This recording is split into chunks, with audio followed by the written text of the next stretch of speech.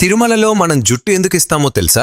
మొట్టమొదట వెంకటేశ్వర స్వామి ఒక చీమల పుట్టలో ధ్యానం చేస్తూ ఉండేటప్పుడు బ్రహ్మదేవుడు ఒక ఆవు రూపం దాల్చి ప్రతిరోజు ఆ చీమల పుట్ట దగ్గరకు వచ్చి స్వామికి పాలిచ్చేవాడు. ఒక ఆవుల కాపరి అది చూసి కోపంతో ఆవు మీదకి తన గొడ్డల్ని విసురుతాడు. ఆ గొడ్డలి నేరుగా వెళ్లి వెంకటేశ్వర స్వామి తలకి తగులుతుంది. దాంతో స్వామికి దెబ్బ తగిలి రక్తం కారుతుంది. కొంతకాలానికి ఆ గాయమైతే మానిపోతుంది, కానీ అక్కడ వెంట్రుకలు మాత్రం రావు. అలా ఒకరోజు వెంకటేశ్వర స్వామి కొండమీద పడుకుని ఉండగా ఆకాశ మార్గంలో వెళ్తున్న నీలాదేవి అనే ఒక గంధర్వ కన్య వెంకటేశ్వర స్వామిని చూసి కిందకు వస్తుంది. తలకి తగిలిన దెబ్బని చూసి ఎంతో బాధపడుతూ తన తల నుంచి కొన్ని వెంట్రుకలను తెంపి వెంకటేశ్వరునికి ఇస్తుంది. అప్పుడు వెంకటేశ్వర స్వామి ఇలా చెప్తాడు, నా అందం కోసం నీ అందాన్ని పాడు చేసుకున్నావు కదా, కలియుగంలో కొండమీదకి వచ్చిన నా భక్తులు తమ జుప్పుని ఇచ్చే సాంప్రదాయం మొదలవుతుంది. ఆ జుట్టు యొక్క శక్తి అంతా వేరే భూలోకంలో ఉండే నీకు దక్కుతుంది అని చెప్తారు. ఇంతకీ తిరుమలలో ఇచ్చే మన జుట్టుని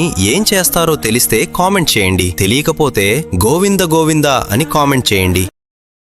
Download ShareChat.